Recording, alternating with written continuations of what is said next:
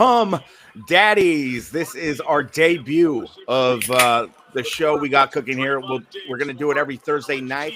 It's called ThurZdee Night Live, featuring Zakariah. You might know him from 95.7. Someone has their game on. You got to turn that down. Me? The volume. I muted you. Thursday night game's on right now. So we're gonna go through the game.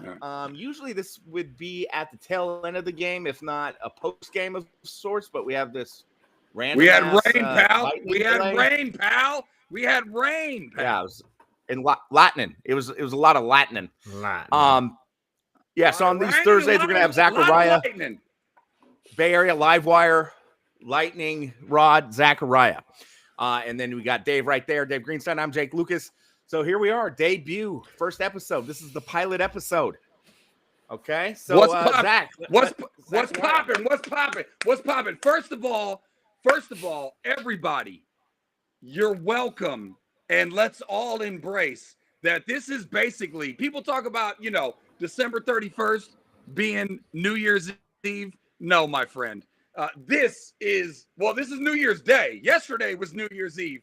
This is New Year's Day. We now have 200 and however many days in a row of full-blown football. Hide your children. Hide the kids. Hide your wives. Yeah. That's what I'm talking about, Dave.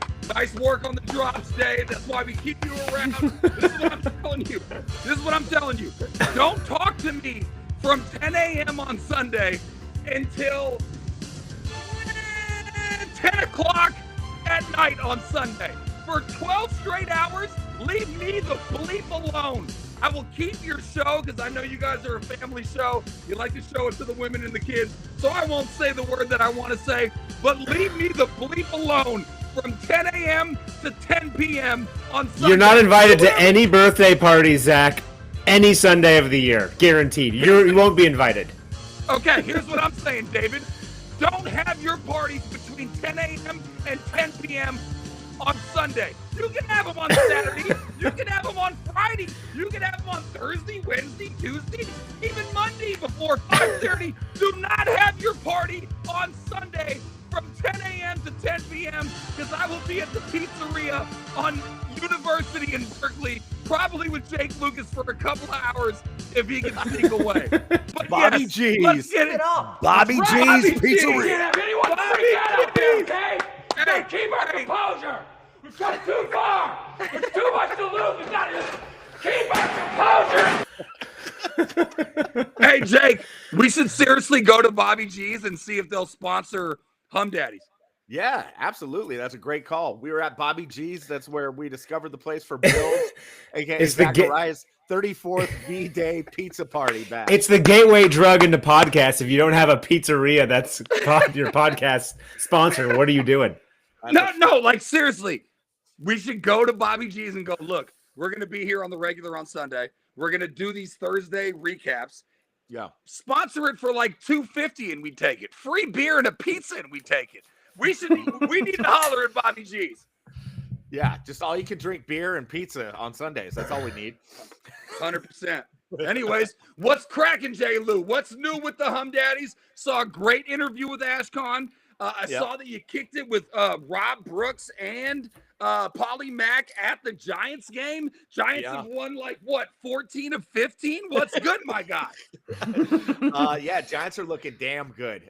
We did our long form, what was that, 2 nights ago, and dropped it yesterday. So we got into all that stuff. I think on these Thursday nights, we want to showcase Zakariah's expertise in fantasy football, in gambling. We're going to talk spreads. We're going to talk all the stuff that Humm Daddy Joe Starkey is a little bit timid to talk about. So okay, all right. Let's put the rat on the table, and I can steal that from Guru because Guru's stolen anywhere upwards of 19 to 35 things from me.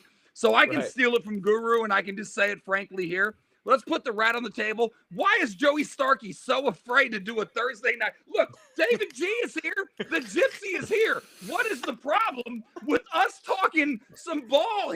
The guy can only talk Giants baseball, and he's not even a Giants fan. anyways, to give you my betting prowess, Jake, and not to toot my own horn, and who knows how this game is going to turn out. Right. I definitely had the Cowboys plus 8.5. That is a huge insult. Yeah, 8.5. Wow. Yeah, they're road dogs, though.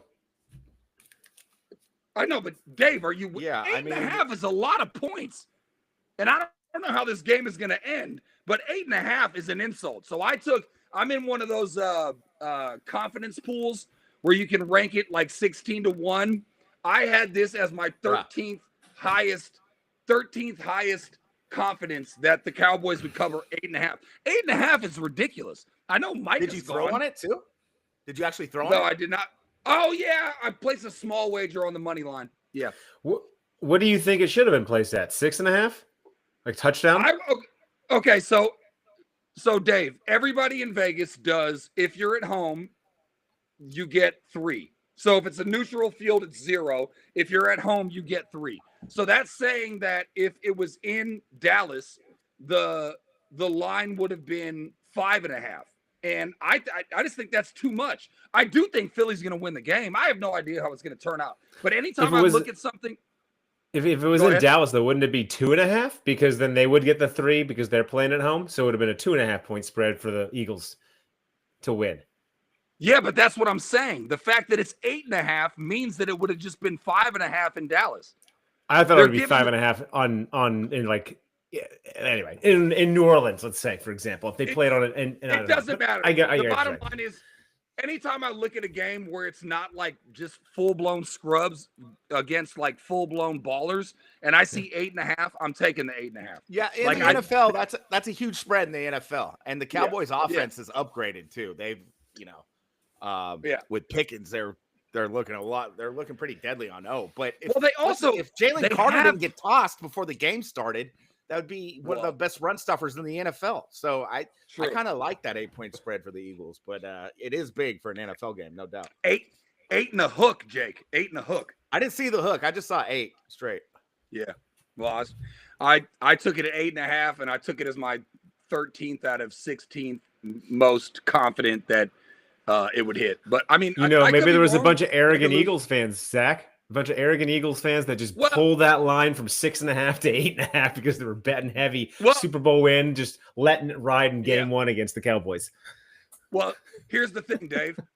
The Eagles lost a lot of players.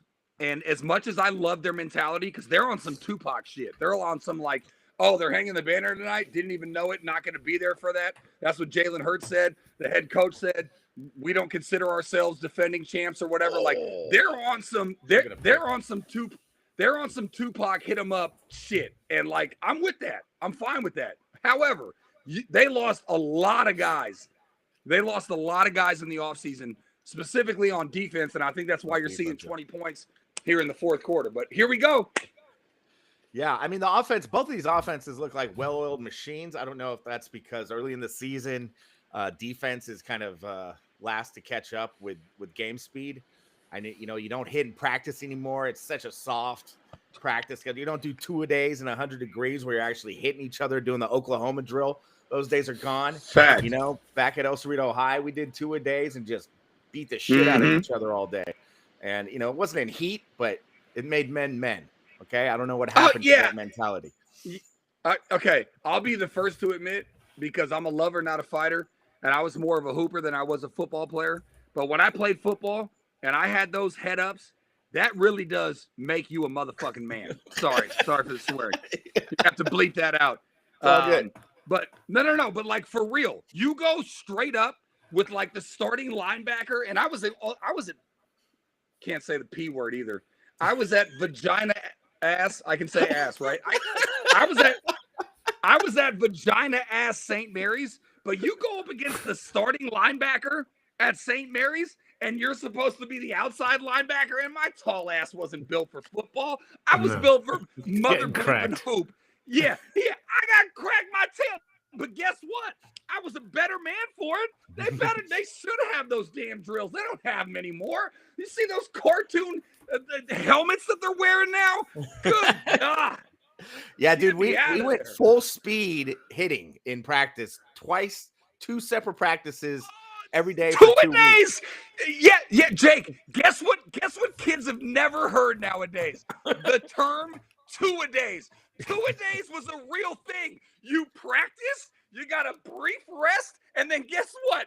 You got your ass back on the practice field. I told you that story in the first interview about I got chased by pit bulls by a guy that was a warden at a jail. Chased me with pit bulls up and down doing crab legs. That's the type of shit that we were grown up on. You don't see that no more. Running mile after mile, lifting.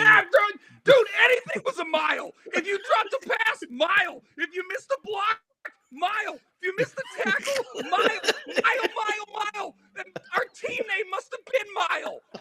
Good God. Now these guys don't even know what conditioning is. Nah, dude. I played tight end and inside linebacker. So I was just in the trenches 2 days.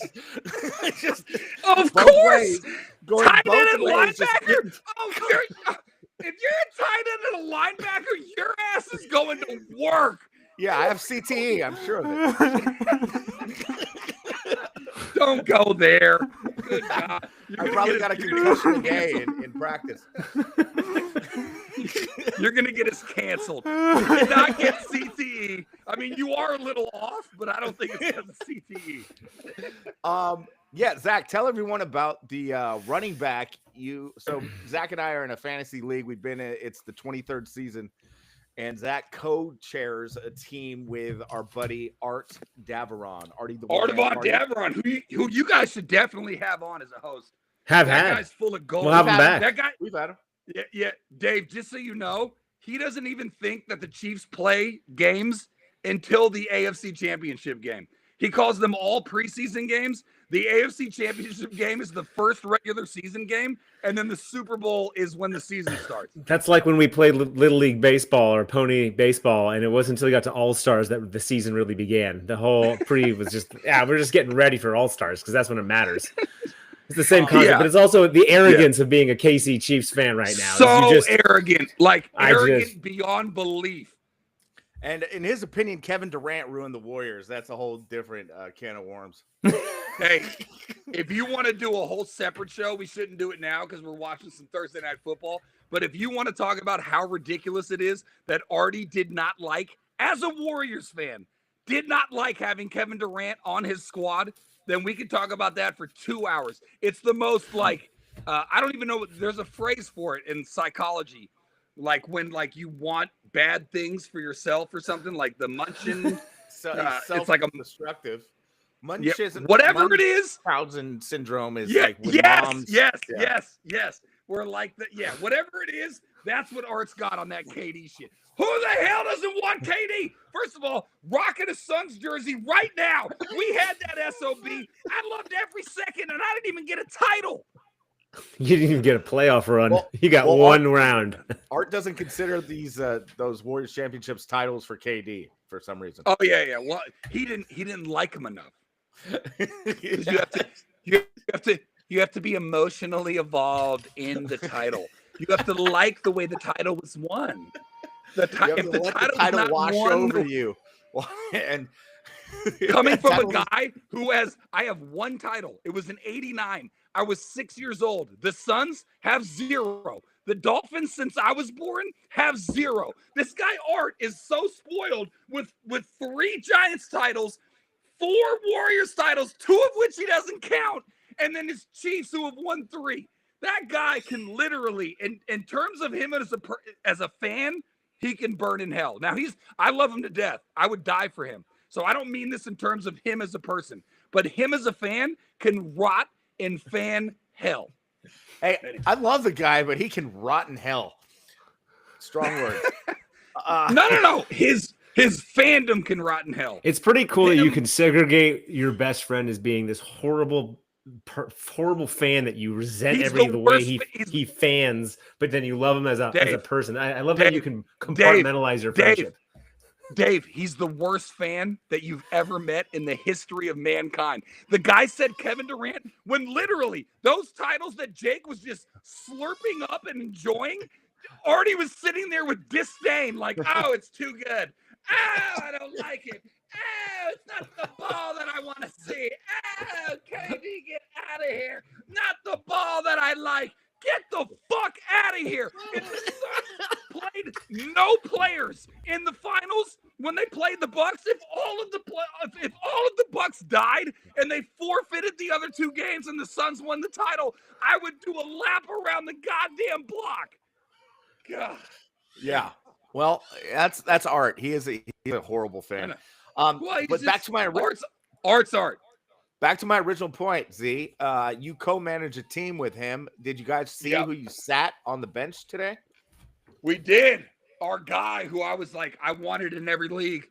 I mean, the yardage is not a ton. The TDs are. What a catch by Barkley for the first stiff arm. Woo! Big time. That was big time. Big time. Yeah, our guy, Jay Will, running back for the Cowboys. If he's available in your league and you're listening, go ahead and swoop him up. Dave, he doesn't really have a lot of competition. Javonte Williams scored the first 2 touchdowns for the Cowboys today, and he is almost had 3. He has 56 yards on the ground. And, not a ton. No receptions though. But that's a big sit. You don't want that guy on the bench. Not that big of a sit. Now let's talk week 1, pal.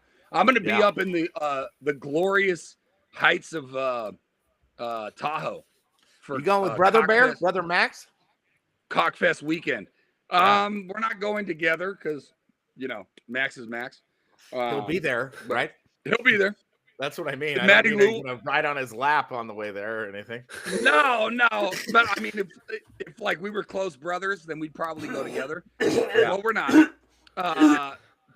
Paul Jacobson will be there. DJ with his are his cousins gonna be there? That's an excellent question. I think they went 1 year and then never came back because they got who-righted so bad. Yeah, did they fight someone? Did they try to fight? Probably. But let's talk about these week 1 matchups. First of all, my Miami Dolphins, if they lose to the Colts, even though it's in Indy, I don't care. They lose to the Colts, our season's over. If the Dolphins don't go 8-1 in their first 9 games, we're done. So who's starting for the Colts at QB? The guy that the Giants drafted, Daniel Jones. Right? Yeah. Daniel Dimes. Danny Dimes. After he got the Giants paid him $40 million a year they gave him that like 4-year deal a couple of years ago. Well, you know why? Him like a bad habit. They made the playoffs and they beat Minnesota in the playoffs. Right. And then they got smoked. Playoffs? You shitting me? I'm trying to win a game. No, but they won a playoff game, so that's why he got his contract. But they were able to get out of it. So then they got the fuck out of it, and now I'm really I listen to way too much New York podcasts. I am huge on Dart. Mr. Dart in New York, when that guy takes over for fucking Russell Wilson, look the bleep out. That guy is the truth. Yeah. Jameis is made the squad too, didn't he? He's backing him up. No, yeah, but they named him the third string. Right. But I mean there was like this weird bonding chemistry thing going on with Jameis and Dart. Remember his W's out of his Jameis is the best. I would take Jameis on any of my teams, even his teammates love him. Football. Yeah. He's the best locker room guy going. Yeah. And he's happy to be a third stringer. You gotta love that. Yeah. Well, I don't know if he's happy about the third string thing because that just came out like 2 days ago. He was supposed to be the 2 string and Dart was supposed to be the 3 string, but Dart was so good in preseason that Dart is the 2 string. And don't be shocked if Dart takes over as the 1, within, I don't know. I mean, Russell's going to do Russell thing. You know, Russell's still getting paid like $23 million by Denver. Bronco country. What? Let's ride. Yeah, that's fucking crazy. He got paid like $48 million by Denver last year, and he's getting $23 this year. Finally. Who do you guys like? Who do you guys like Sunday Night Football? Ravens, Bills. Week 1 here. What again? I mean, I wanted to talk Niners football with my guy over there who looks like he's rooting for either the Seahawks or the Eagles. This is Ricky Waters. All right, It's that's Ricky why I'm wearing Waters. his jersey. It's Ricky Who's Waters. most The Eagles known are for on. the Niners. The last Well, yeah, two games the clear. Eagles have played, they played the Chiefs and the Cowboys. The only two teams I hate more than the Eagles, so that's why I'm wearing my Eagles Ricky Waters jersey. Okay, but just be clear to your fans that you're a Niners fan. Because I am definitely not an Eagles fan. I don't want to throw anyone off. Good. This is Ricky All Waters, Niners legend. Anyways, let's get to David G because he's the producer. I wanted to talk Niners, but we can do that in a second. Sunday Night Football is going to be a mother bleeping excellent game. Ravens, Bills in Buffalo. Jake, who you got? I've been waiting my whole life for that goddamn game. Yeah. Talk to me, Will. Talk to me, Will. Yeah, you got Josh Allen versus Lamar Jackson. Willie Mays and Will the Thrill. Who you got, boy? Who you got now, boy? Damn, every time they square off, it's a fun matchup. I mean, the Bills, I feel like Hard Knocks is a bit of a curse. And the Bills kind of did the Hard Knocks thing this year, and everyone thinks that's making you lean. That's making you lean. That's making you lean Ravens. I'm leaning Ravens. What's the spread on that? Do you have it? Yes, I believe the Ravens are favored on the road by like 2.5 or 1.5. Point and a half, something like that. They're favored to win the Super Bowl this year. So, but Buffalo. The Ravens have squad. I mean, they should have gone further. I'm taking Buffalo. I'm taking Buffalo, Jake. Okay. Well, maybe we can make a little side Humm Daddies bet. Have some action on it. I mean, here's the thing. I do agree with you that like I wouldn't want my squad to be on Hard Knocks. I mean, I don't necessarily think that it's a curse because I'm not like superstitious like that, even though I do knock on wood sometimes. But I don't think that you can give like what I think that line should be is even. So if you're giving me points one way or the other, I'm going to take the team that's getting points. And Buffalo's getting points at home. I'll take the 1.5 or the 2.5 or whatever. That's the value bet for sure. I mean, that's where the value is. I get that. Yeah. But overall, your gut's telling you Baltimore. I mean, just overall, I mean, it's week one, dude. The week ones are wild. So. Jake, I'm seeing the Bills are a slight favorite, actually. Oh yeah. Oh, did it flip? The money moved, I guess. Oh yeah. Bills are minus 1.5. Nice. Oh, plus 100 on the money line. Going Ravens money line then. Well, money probably came in on Buffalo. Yeah, I don't know. I mean, I see that as an insult for either team to be favored, and I think Buffalo's going to go ham. I mean, it is a pick 'em when you think about it, really. But I'll take Buffalo minus the 1.5, whatever. Yeah. All right. Yeah, now the one you guys have been waiting. Oh, sorry. I believe in the Ravens more. I think Buffalo. They're going to be losers forever. That's just who they are. It's in their DNA. Until they're not losers, I'm going to think they're losers. I hear you, but they could be losers. They could be losers in the Super Bowl. Right. They don't have to be losers. They don't have to be losers in week one at home. In a home opener. They're the best preseason team Artie's ever seen. For sure. The game of the week really though is got to be what Zach's repping with his orange and black, which is the Bengals and the Browns. Kidding. Oh, even better. No, I mean, all right, let's go Niners. Let's talk Niners Seahawks. It's an interesting matchup. Real quick, just to give you an anecdote on Browns Bengals. I love just gambling wise. If anybody's listening, and you can hit me up at Zach Sports on Twitter and yell at me if you lose. He has a private book. If you want to bet through Zach, you can do it. I do. I do. If you want to DM me, I love Cincinnati minus 5.5 or whatever it is. Anything less than a touchdown, I love the Bengals to beat the dog piss out of the Browns. Anyways, let's talk Niners because I do want to talk Niners. Okay, so Dave, give us the rundown on the numbers for that game. Any stats you want to talk about or spreads? Give me a second here, but you guys just jump into the sense of the field. I can jump in. Niners are like 2.5. Niners are favored. Yes. Yeah. Well, of course I like the Niners. This Juwan Jennings thing couldn't have played out any better, dude. But did you hear the news today? Christian McCaffrey is favoring his calf. Yes, calf. So thank God for that Brian Robinson Jr. trade, dude. But like He's that's gonna such a come up bad huge. sign. A calf injury, kinda like that's exactly what happened last year. And then it blew out in a game and was done. So Yeah. count your Yeah. blessings for Calf leads CMC to be around Achilles for. injuries too. So let's everyone was all happy, go lucky, thinking healthy McCaffrey, healthy Niners. This is going to be our year, and career's over. Boom. So we'll see. Well, I mean, first of all, it's an unfortunate name to have, Caffrey, and have a calf issue, and it's why everybody was weary to draft him last year when he basically never played, and then this year you thought he was fully healthy. He comes out. I mean, it's supposed to be minor from what I hear, but in general, I think this is a very interesting year for the 49ers. I think actually the least interesting part of the Niners is Brock Purdy. I think Brock Purdy is just going to be Brock Purdy. And the question is, what is going to be around him, right? Like Trent Williams has threatened retirement for a long time. McCaffrey has been in and out of the lineup. When he's in, he could be one of the best players in the league. Who knows? We got Ayuk coming back in maybe hopefully week 6 or whatever.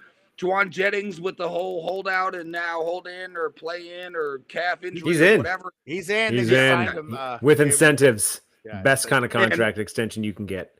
and And he's all in I'll right tell now. you this. As a guy that's not a hardcore Niner fan, Fred Warner is somebody that you would want on your team every day of the week. So the question is, and you got Bosa. So the question is, what are the expectations for the Niners?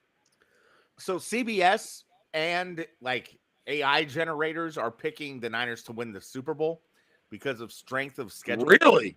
Yeah, they have apparently they have the easiest schedule of any NFL team since 2015. Oh, I knew that. Yeah. I think things are coming along. They have a really young defensive core behind Warner and behind Bosa, but I think they have a lot of guys who might be studs. It just kind of has to play out. And if Shanahan's aggressive, we talked about it on our last podcast. I love the addition of Brian Robinson. You can have him and McCaffrey. Like McCaffrey line up in the slot. I heard other people talking about it after I talked about it. It's going to be a thing. If he's healthy, that's going to be a sexy offense. Kittle is a beast. And the line's looking good. The injuries kind of let up until this CMC news today. So I'm confident in the Niners. They have a very easy schedule outside of the division, but I think the division is kind of underrated. As you know, my Cardinals are looking damn good. It's such a gross thing to say as a Niners fan. I have so many Cardinals offensive players. Just so you know, Dave, on a thread that you're not on, he texts on a regular basis, all I have in my life is my Cardinals. You cannot have your squad. Like, if you picked an AFC team, that'd be fine. You cannot have a squad in division conference, let alone in your division. You cannot do that. Trey McBride is my favorite player in the NFL. He's pulling a quick. Jake, you're pulling a quick Joe Starkey's secret fantasy as a Sacramento Kings fan 2 years ago. And that was exactly what Joe did. He was like jacking off to the Kings while watching the Warriors game. It's like can't do that. It's fantasy. It's fantasy, bro. I mean, I've never drafted a Dodger in fantasy baseball, and I've been playing fantasy baseball for 20 years. I hear you, but it can't be the Cardinals. Anyways, I think that they have a very clear path to making the playoffs. I just don't think I can't envision. Okay, so take me back when I was covering the squad and they were coming up with different pieces. You had Ayuk and you had Debo. Now Debo's gone. Ayuk's not coming back till week 6. Pearsall could be a beast. He got shot last year before the season. Jennings back in the mix, but Jennings is the guy that you want as like your third guy, not your 1 or 2. So I just don't see them being either of the teams with Garoppolo and then with Purdy that made the Super Bowl. So I could see them making the playoffs. Like I would bet that if that's plus money, I would bet them making the playoffs. I just can't see them doing a ton of damage in the playoffs. Dude, if McCaffrey's healthy, that's a receiver and a running back, and Kittle is one of True. the best receiving True. tight ends ever. True, but I mean, Jake, he's not stretching the field. Yeah, no one. We don't have anyone stretching the field right now. There's Well, there's no vertical Ayuk threat. will. Ayuk A little will. bit. I mean, the guy but he blew out never his did it. ACL and his MCL. Debo didn't stretch the field either. Debo caught the ball and then broke tackles like a running back in the open field, and that's how they got. So they never had. They haven't had a stretch wide receiver in a while. No, but he was yards after the catch. Yeah. It's but like that's fine. If we're talking like, okay, I'm not talking about like a Randy Moss. We're bleeping Tom Brady like hucked the ball down and Randy Moss just caught it. I'm not talking about that. I'm talking about like 3/4. Ayuk could do that. Debo did do that. I don't know if Purcell's going to be able to do that, but McCaffrey's not going to do that. Jennings does it a little bit less than 3/4, probably half, and that's fine. I'm just saying, I don't know if they have enough fireworks. And again, this could change if Purdy is something spectacular, because keep in mind, Brady made Wes Welker and Edelman. Yeah. Your boy Dan Marino did it your boy Dan Marino did it for a lot of wide receivers too. Well, Duper and Clayton were a little bit deeper threats than them. Anyways, my point is, if Purdy is if he plays the way that they paid them, then they can take the next step and be in that conversation. The way I see it, though, they're not going to be terrible. I think they're going to make the playoffs. I just can't see them making noise in the playoffs. Yeah, at this point, you kind of got to see a couple games play out, but I can see a potential really awesome season happen, or it can go south like last year. No one expected them to be as bad as they were last year, and that happened. So, oh no, not at all. No.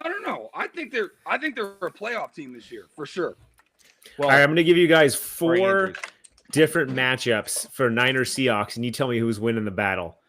All right, first one, coaches. Mike McDonald, freshman year Seahawks coach, versus Kyle Shanahan. Who's getting the nod?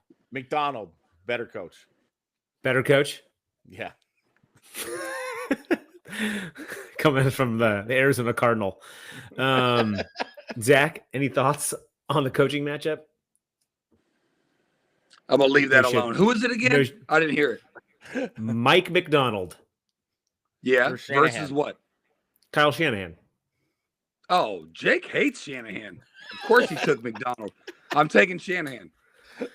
So Shanahan's interesting offensive threats and the dynamic things he puts together is going to break down the defensive mind of Mike McDonald. Shanahan needs to be more aggressive this year. It's time to stop bullshitting and pussyfooting around and stop being conservative and counting on Jake Moody to win games with a field goal. It's time to really go balls out and, be more aggressive than he has been in the past. I'll respect him more if he does that. All right. Linebacker Ernest Jones versus running back Christian McCaffrey. Who's winning that matchup? Well, if McCaffrey plays, I would think Christian McCaffrey. But he might be out for the season, so who knows? We lost Zach. We lost Zach. What do you think? What do I think? I think Christian McCaffrey in the game is always solid, but I don't think he's playing more than about. I think it came out really late today. I think he's gonna. Yeah, I think he's gonna get about 12 to 13 snaps, and I think they're gonna be very much spread out. Like he's not gonna do a lot of back to back, and they're gonna be plays that he can be set up so that he doesn't have to do a lot of dynamic movements. Like you're gonna put him in space, get him a catch, running out of bounds, just try and in essence be on the field to open it up for everybody else. I think that's sweeps. More like use them as a decoy. Like, just run around a little bit and don't have to do all the extra bits to make the big play. And let's just make sure that guys have to keep an eye on you. I think that's the way they're going to have to use them this week. That's most of the season. Like I was saying on our last podcast, this Brian Robinson trade is huge. Yeah. I'm so confident in that guy. I've watched him a lot over the years, and over the last 3 years. And I really love that guy's game. I had him in fantasy, and then last year I was really into Daniels and watched a lot of their games. And this dude is legit. So It's kind of I'm excited to know that's in your back pocket. And I mean, the Niners have had a lot of good running backs kind of just come in and perform, and maybe it's the system, but it's nice to have a guy who also is already good and walks in, so you expect him to even maybe bring his game up that much higher. He's more dynamic too than a lot of the Niners, backups in the past. They're good at the zone running scheme, but this guy can catch passes. He can run it through, he can do zone runs. He goes up the gut. He can, you can use him on the outside. He's impressive to watch, no doubt about it. Yeah, getting a check down receiver other than Christian McCaffrey, it would be great because everybody else didn't know how to run that. And I think that's the kind of offense that we need. Robinson's good at catching balls out of the backfield. For sure. Right. Well, the other item was the kind of going switching offense defense. Nick Bosa versus Abe Lucas, which is the tackle who's going to be pretty much going head to head. But it really says who's winning that line. The defensive line for the Niners, the offensive line for the Seahawks. Yeah, well, that's my cousin, Abe. He's a good dude. Jew Abe. Yeah. Good dude. I mean, we need Nick this year. Need him to step it up. No doubt about it. We need some Bosa. I feel very awkward talking. Like Zach said, it's funny. Remember we were out in Napa and I was wearing this and they're like, oh, you're an Eagles fan? I'm not a goddamn Eagles fan. Yeah, I'm a Ricky Waters fan. Okay. They played in the Super Bowl against the Chiefs. 49ers fans hate the Chiefs. Now they're playing the Cowboys. 49ers fans hate the Cowboys. So everyone, whoever's watching.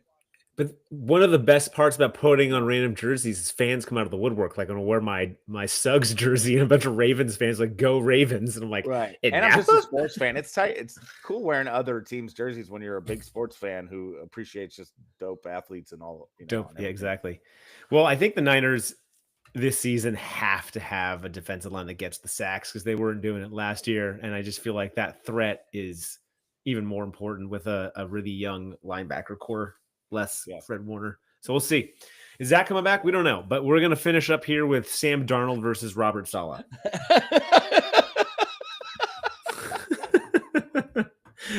Wow, that's an interesting one. It will be interesting to see Darnold on the Seahawks. That's a new look. I mean, he was amazing in the regular season last year until he shot the bed in the last few games of the season. And it's going to be cool. There's so many storylines. Seeing Saleh back on the Niners sidelines, that'll be really cool. So I don't know who wins that one. I would hope Saleh, but what a fascinating matchup you got there. That's intriguing. I think there could be some early fireworks from Darnold. And then we could clamp down when it matters. I could see that kind of being the way it plays out. I could also see it being the complete opposite, where we clamp down early and we get a little loose at the end, and we have to just get by. Right. Who knows how? I think second half decisions and moves are going to be super important for this one, especially because we got a lot of rookies. Yeah. How quick we learn on the fly. This 49ers group. I know, man. This first game it's an important game as far as like the record and in division record, and they're kind of people don't really know what they're going to see or what to expect. So it's pretty exciting times to be a 49er and an NFL fan right now. It is. All right. Well, with that, any last thoughts on this game is still going. Dallas is trying to, I guess no one's scoring in the second half. No, after that delay, everyone's like probably cramping up and shit. They stopped playing for over an hour. Everyone's just take a knee. It's been like not a whole lot of action. No, since we started talking, there's been jack shit going on. But just a lot of spitting and in each other's mouths, I guess. Yeah, a lot of making out, a lot of dude on dude action. We'll go back to that one again. Oh, God. Is that from Kingpin?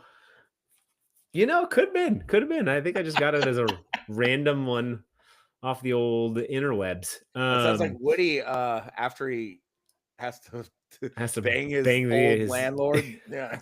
What a great film. I mean, that was one of the best ones. Munson. Randy Quaid as the Amish bowler. Bill Murray with the big old sugar in his gas tank or something. He's got the hair that comes at the end where their hair is just going wild. The comb overs from both of them. That's good stuff. Oh, she's feeling up all the chicks that he's a part of. It looks like we have a third party entering just in time for the exit. The big old sugar in his gas tank. He's got the hair that comes. What's going on? What was that? I don't know. Who knows? Anybody can get on this podcast. All right. Well, I guess that'll do it for now. But that'll do, pig. That'll do, pig. A great Babe reference, great '90s family film. Mm-hmm. Jay, we got a Jay. I have no idea. I like the random could be anybody situation here. Coming in Jay? Silent, video off, breathing deep. Zakariah here. Starkey for sure. With a black screen. Interesting. Yeah, damn it. All right. Well, good night, fellas. Playing the clowns. It's one of my favorite send-offs. Laffy clowns. Sweet. Send in those soulful and doleful schmotes by the bowlful. You know, Jordy's hair is kind of getting crusty. Like he has the is he? Prongs. Yeah, the curls here and the straight up. I was hoping we could ask Jordy or ask Zach how it was to pick up Jordy and hold that tank. Yeah, next time. We have an opinion on it, but apparently we just have Joe Starkey playing Send Into the Clowns. All right, so that'll wrap it up. Our Thursday nights, hopefully there's more of a focus. This was a strange game the way it was delayed by an hour. Hey there. So we got feedback. All right. Unbelievable. Joe Starkey, what? Turn. Wait. Your mic's got feedback. Oh, all right. Is that better? I think so. There you go. Is that better? But then I can't hear you. Hang on. I don't know, dude. God, Well, I think we're gonna chalk this one up. How do I do my microphones? Amateur hour here at Humm Daddies. Yeah, join the Humm Daddies real quick. Get my headphones working. Yeah. So any closing, any parting I thoughts? will have some meatloaf. Let's have some meatloaf. You want some? I need. Bluetooth. Hey, Mom! Bluetooth, she says. All right. The meatloaf! Bluetooth. We want it now! The meatloaf! Jeez, Beat Studio. Mom! All right, Jake, say something. All right. Hey, how you doing, Zach? Yeah, I ain't got it. All right. Well, Dave, any parting thoughts? Go Niners. Party. See you Sunday night. Parting. Yeah, we're wrapping up. We're done here. I think so. Do you have any parting thoughts?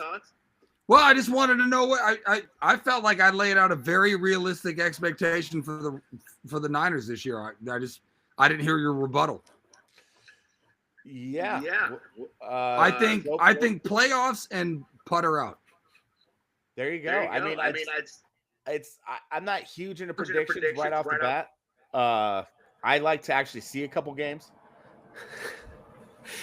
I'm only muting. See how all the guys are and if they're healthy. No, look. If you're gonna do the Humm Daddies sports broadcasting podcast, you got to give actual mother bleeping opinions. Now, here's my opinion on the mother bleeping Niners. I think they're really good. I think they're very well coached. I think they'll make the playoffs, and I think they'll putter out either in the first round or the second round. They're not making the Super Bowl. They're not winning the Super Bowl. So the question is, what do you do? That goes week for week and game for game? That's a win. That's a loss. That's a win. That's a win before week one. Because I don't do that. Oh, look at the schedule and know you're. Yeah, if the Dolphins don't go 8-1 in their first 9 games, their season is over. Well, okay. That's how you do sports radio, pal. I mean, I know this is not radio. This is podcast. No, no, we're not doing nuance, pal. Did you do nuance when you went full-blown Jack Nicholson, crazy man, after the Giants lost like 9 in a row to the Nationals? No, you did not. You lost your mind because that's the way that it works. My point is this. These guys are playing. I think the Niners are a playoff team. I do not think that they're going to make any noise in the NFC. I predicted 15-2. Oh, yeah. I'll bet the under on that. Well, I can see it going either one or two ways. So either they're going to be a dominant team, or it's going to blow up in their face like it did last year. I could not disagree more. I think they're going to be an above average team that goes 12-5, 11-6, whatever. That's too much like the past Niners. This is going to be hang on. The past Niners were making NFC Championship games. Yeah, but it's time to win it all. Okay? Yeah, they're not doing that with this squad. All right. Well, we will see. There's some serious echoes. Trade Bosa, trade Ayuk, trade CMC, build around McCaffrey. I would keep Shanahan. I mean, that's trade him and no, that's the conversation we really should be having. Is that you want to get rid of Shanahan? I say keep Shanahan, keep Purdy, and then trade all the other guys. You're not winning the title this year. You're just not. I want Shanahan to adapt and to improve. Look, and adjust. I actually, as much S word that I give you about your criticism of Shanahan, I actually understand a lot of it. Shanahan should be criticized for a lot of things. But I would take Shanahan as the Miami Dolphins coach in a freaking heartbeat. Right. Because the Dolphins aren't used to championships. We were 5 for 5. First of all, only team to ever go undefeated. Stick that in your butthole and keep it. Yeah. And it's been the Humm Daddies. All right, we'll see you next week.